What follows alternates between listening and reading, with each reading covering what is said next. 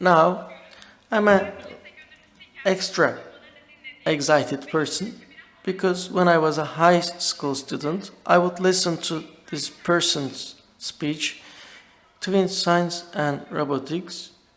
Çağlar İşçioğlu used to work for Microsoft when I was a student, and he took a break from that successful career and had a world travel for 1 year in his quest for meaning. Then he found what he was looking for somewhere close in YGA, and he joined different YGA projects and initiatives since then, and he takes different responsibilities. Now I'm inviting Çağlar İşçioğlu to the floor. It's great to see you here. I'm honored. Thank you. It was back in 2008 when Sinan abi showed a photo asking, do you know who this person is? No one raised a hand. I didn't know him either. And I was curious why Sinan abi showed this person. And he said within a decade everyone will know about him. He will be the first Nobel Prize winner from Turkey. Aziz Sancar brought that prize to Turkey in 2015. Now, it was back in 2018. Mete and ktug were our guests. Mete did not win the Olympics yet, but we announced him as an Olympic winner. How could we predict these accomplishments then? Mete Gazoz or Aziz Sancar, who achieved it first, had common characteristics. What are they? First, they have big dreams. That is a sine qua non. Second, they created their roadmaps for those dreams. Filling in with content. Third, they were surrounded by the right people. And last but not least, they had this internal discipline where they persevered for the same dream for years. Today, we are in 2021's YGA Summit. We see a bigger team, and we are here with Yasemin, ktug, and Mete. We are going to listen to very intimate, sincere stories. I'd like to invite Professors Mete, Yasemin, and ktug to the stage without further ado.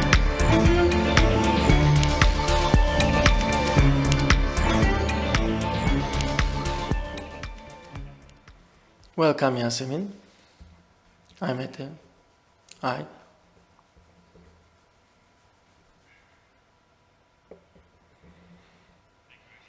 Welcome again. Thank you. I think you benefited from 2021 pandemic period because we have an Olympic championship and the third place in the world competition. So it was like incubation for the pandemic, an incubation period in the pandemic. Thank you very much. Whenever I speak with people like you, I realize that, of course, you are individuals with great accomplishments, but it's like also we are at the outset of bigger adventures, bigger journeys. That's something exciting for me. We can start with Yasemin. We said that surrounding with the right people is important. And you are live examples of it. And we are used to tense sports people in Turkey, etc. Aggressive, like coaches. You can just imagine them. I know you. You are always cheerful. Mete also smiles, even just to make the rival tick. We have a very sincere relationship with ktug. So what is actually the secret to that? Well, I think the trust inside and outside the field is the most important factor. Let me share you with an anecdote from 2015. We were in the World Championship in Shanghai, and when we sent throw, we would look at the flags. We would have instructions like pick this side. I asked ktug, where are we going to look? ktug said you need to look left. If I marked for left, I may not even hit the target. There's this 10-meter distance, by the way, with each other. He said, are you sure? Are we going to check left? Yes. And when I looked at the result, all the arrows were there, and we didn't see any Olympics. We weren't professional back then. So Göktuğ abi always gives this comfort. I take the responsibility, be it positive or negative at the end. Do whatever I say. If there is a negative outcome, I will have the responsibility, and you will never feel the blame. And that has been the case. He was never angry with us, and he didn't let anyone get angry with us. That gives great confidence to me and Mete alike. As for trust outside the pitch, before going to Rio, we were 15, 16 years old, and Göktuğ abi said these guys are going to race in the Olympics. So he sort of faced with everyone. There were no Olympians in Arrow branch, so he was treated like he was dealing with kids, and he defended us, and we were the youngest archery competitions in Olympics at the age of 17. He said, they treat you as children, but you are so strong that you can carry the responsibility of an entire country. People criticizing you like this will watch you in Rio. And that has been the case.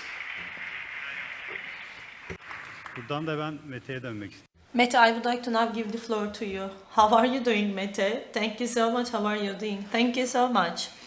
Well, you have to dream big to be a winner. In 2016, with courage, you said that, well, I'm going to win the Olympics. Again, in 2018 summit, we repeated that. And now you bear that title. So what did you learn and discover about yourself in those 5 years? In every tournament, every time,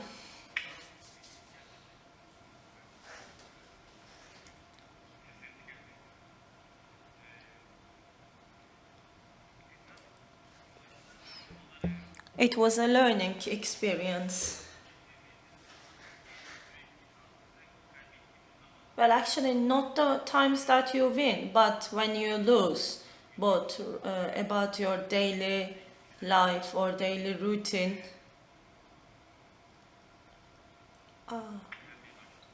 I started to learn some things. And Göktem, this is what he would tell us at all times. We were never obsessed with simply winning. Apart from 2021, well, I wish you had done that. Well, we made a mistake. So at all times, it was not the outcome of the tournament, whether this is successful or not, the performance that we would deliver in the rehearsal, what we are doing, and what we are showing when we are on the tournament, in the tournament. So, while we're able to show the points which could make us world champions, and in another setting, if we have irrelevant scores, we have to sit down and you can't have a reasonable discussion. And when Rio was over, when we discussed it with Gökten abi, brother Gökten, what he would tell me, and starting from 2018 and starting from there, exponentially making a contribution to this, and both inside and outside the field.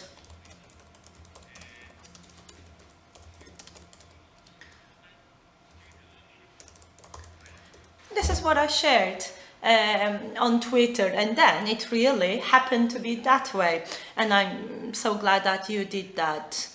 Well, there is a process in your speech. You always focus on the process, and data is very important in that respect, and I know that you care about that so much. I'm going to ask you further about that. Well, you said that there is a process, but you need to have a roadmap, and that database, scientific, a very important and very successful training model is over there. And all those successes came following that.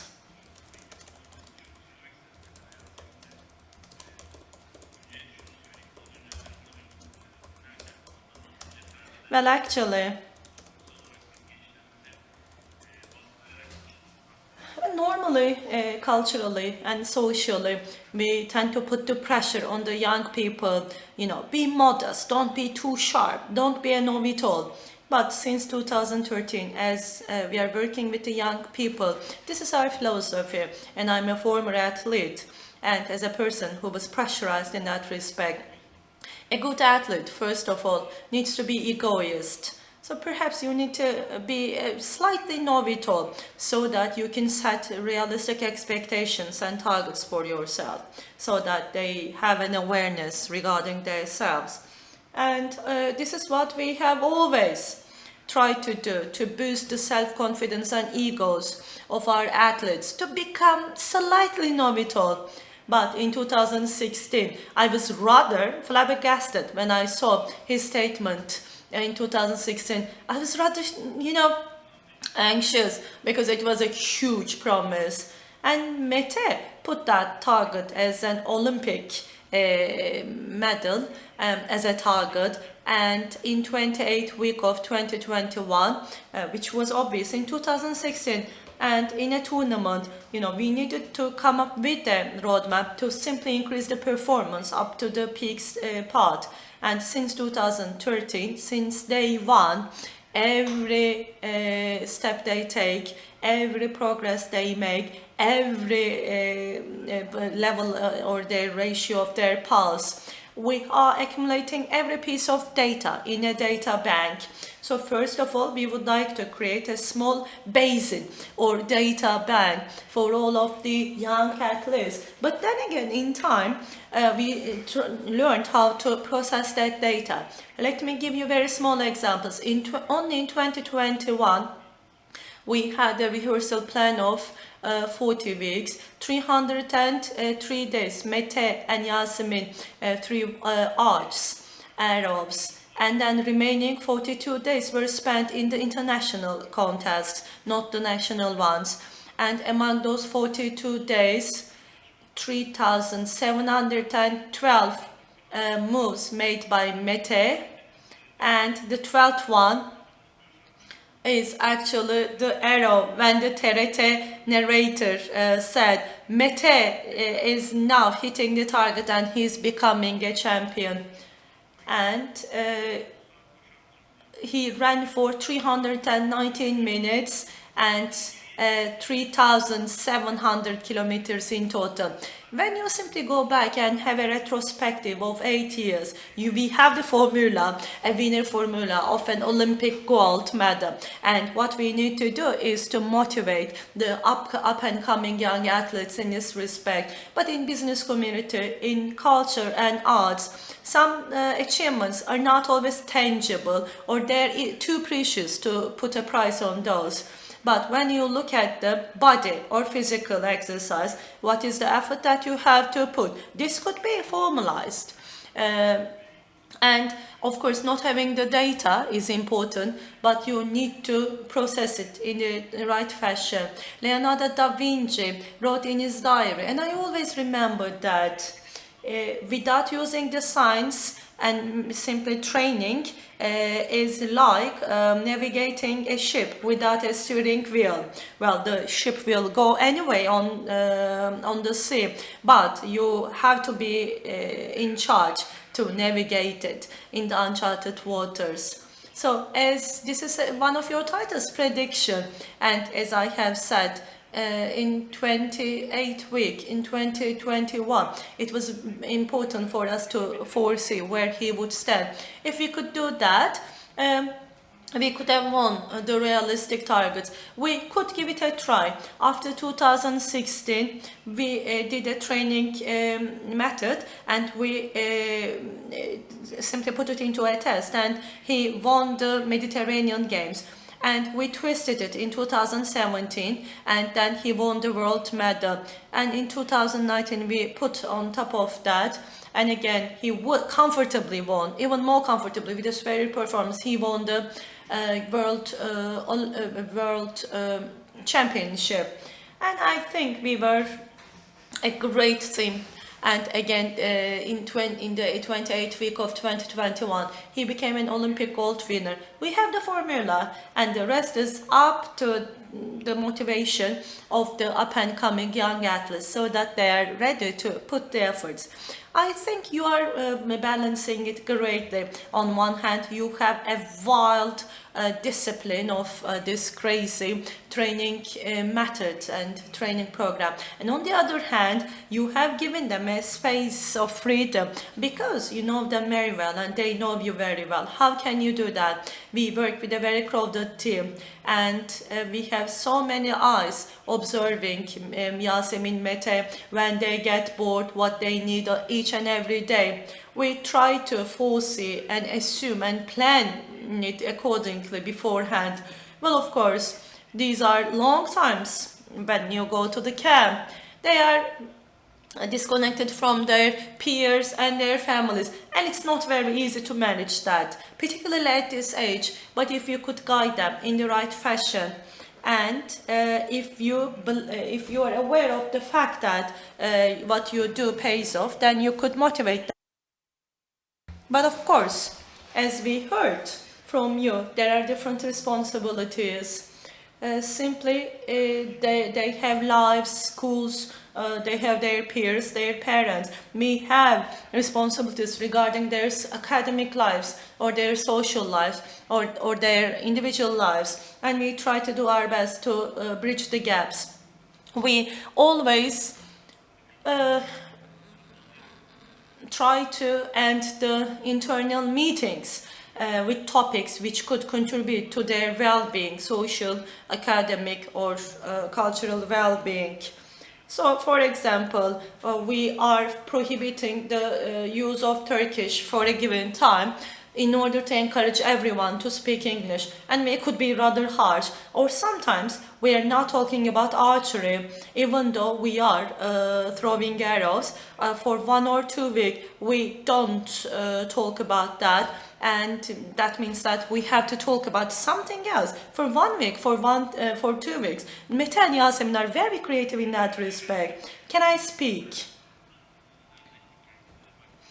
Sometimes when we are in a training, we are forbidden to talk about a particular topic or to speak at all. And when I'm done, I run to Gökten abi, and he is actually giving me space. I was in a camp in India. It was a silent retreat for 10 days. Oh my God. This is my question, actually, which I would like to ask you. The support system. So you have to have an inner discipline, and you have to train yourself very well.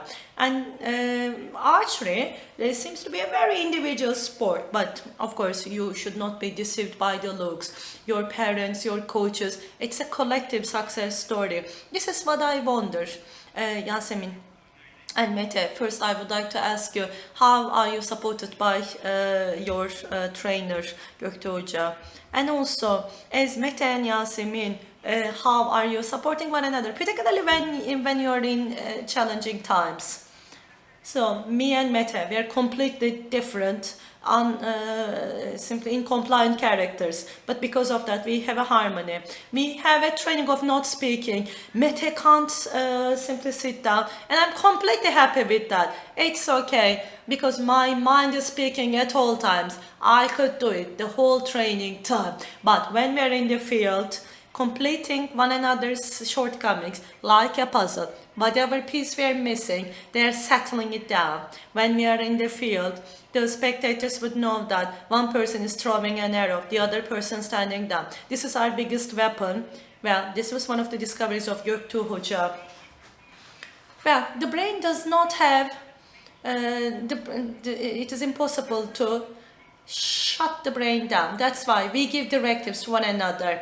if I'm working on the techniques, so I have to pull this. Well, as a movement, you pull it, but unless you order your brain, you can't merely do it with your arm. It's impossible to do it because you don't see it. If I'm standing back, Mete gives me that directions. Simply continue pulling with the right, and the brain does not have a filter. They need to do what it is required to do.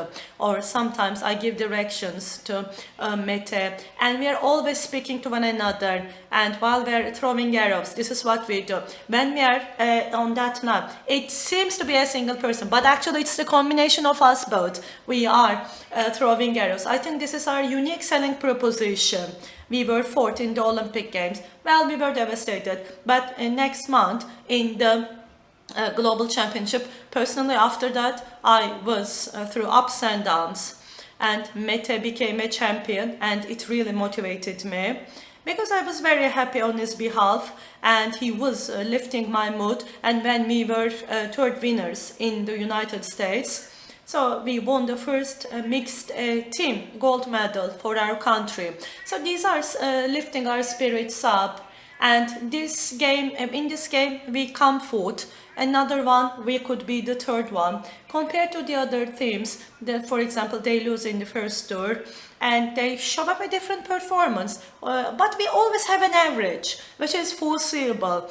And in the trainings, well, it's so complicated, put forward by Göktuğ abi. So we go through every type of possible scenario, wind, rain, or he's shouting, because anytime we could hear something and we should not be distracted by that. So it's like crazy, you know, he's coding and scaring us. When we were in USA, it was tornado. This was the first time I've ever seen that, because, you know, it doesn't happen so much in Turkey. The flights were cancelled. Everything was cancelled. If the target does not fall down, you have to continue. And as they are tied and attached, you have to continue. You know, it's very difficult. So this is how we continued. And in 2015, we became the second winner in United States, Yankton, and there we became world's third. So these are the first medals in the history of Turkey. So they're very valuable. And I think as this team, we are creating a domino effect. We have a huge team. Well, I wish everyone would know our names one day, one by one. And as you said, this is going to be the start of greater things to come. Yes. Mete, what would you say? So we are so contrasting characters. You are going to understand that. So she's talking about the tornado in 2015. So this is what she remembers. And this is what I remember from those days. Well, the last day we took the flight to Chicago, from Chicago to Istanbul and to Azerbaijan. We had to live to these places, and you know, they need to be following one another. And it was the first flight and the first leg, and we couldn't do that. You know, we failed in the first step. And Göktuğ abi, because as Yasemin mentioned, you know, there was a huge tornado, and I was 15 or 16 years old. You know, we're playing games, because, you know, we don't care about the flight. Göktuğ abi was trying to run from here to there, and he rented a jet to make it happen. Are we going to fly with the chartered flight? Come on.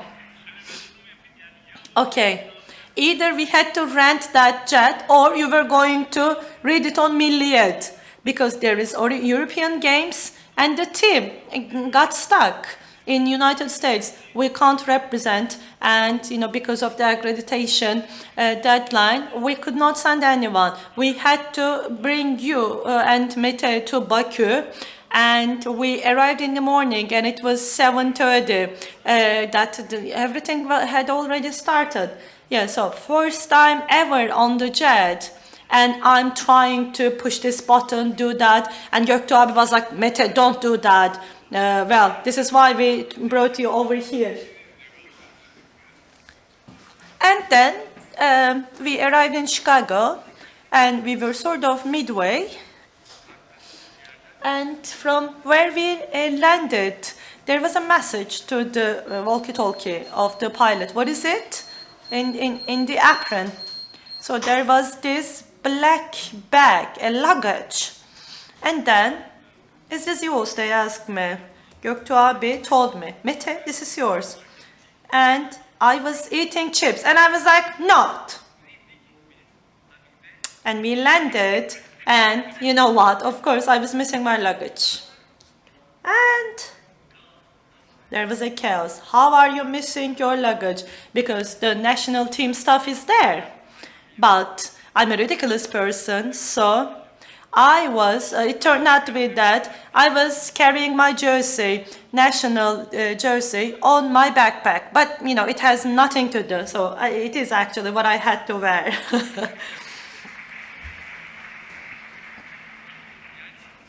So, the harmony, this is how we have the harmony among three of us.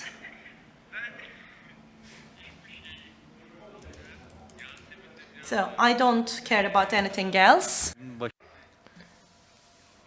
She tries to be alone, and Göktuğ tries to make us focus on the competition. For example, they were telling about their memories soon, and they cannot say anything. So I say, we're just speaking, and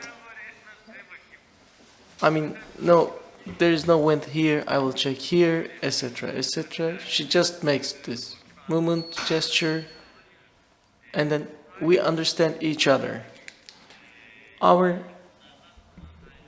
biggest advantage compared to other teams in the field, on the pitch, is that we have this different level of trust and harmony with each other.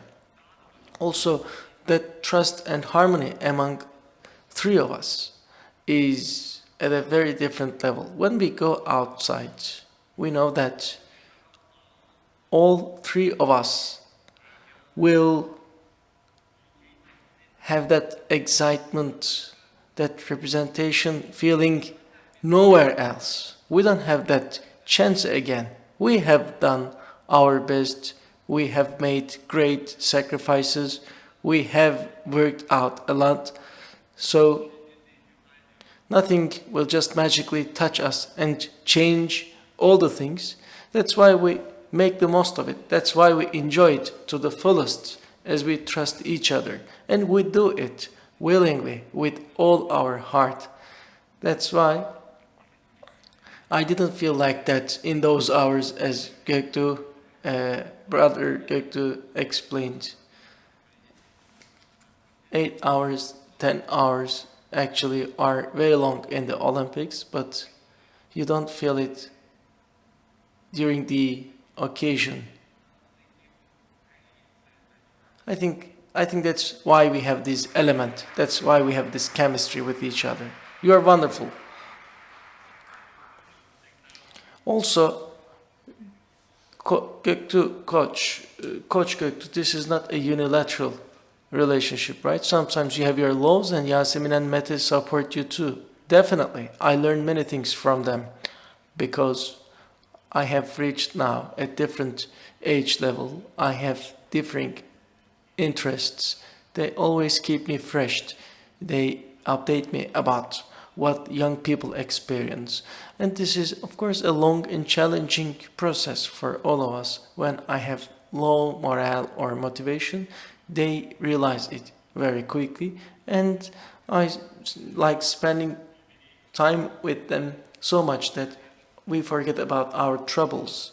And of course, their statements after the competitions make me very happy. I understand how well they learned the things in our training sessions. That motivates me to start the next training day with great enthusiasm. At the beginning, I was sort of manipulating their speeches when they were speaking to the outside press, but now both of them speak English, and I read their statements, and I realized that they really developed themselves, they really improved themselves, and that influences me positively. We are a close family, we are a warm family. Maybe we don't have any blood-based kinship, but we spend so much time than those who have kinship, and we overcome things together. So their level of achievement, their progress helps me, enables me to have great pride. Sometimes they say that connection coming with actually sincerity is bigger than the connection coming with blood. It has been a great conversation. People actually grow together, and you are a live example of it, an example of it in flesh. And hopefully, I feel like we are at the beginning of more accomplishments, bigger journeys, and we are very happy to host you. It's great to have you here. Thank you for coming. No, thank you.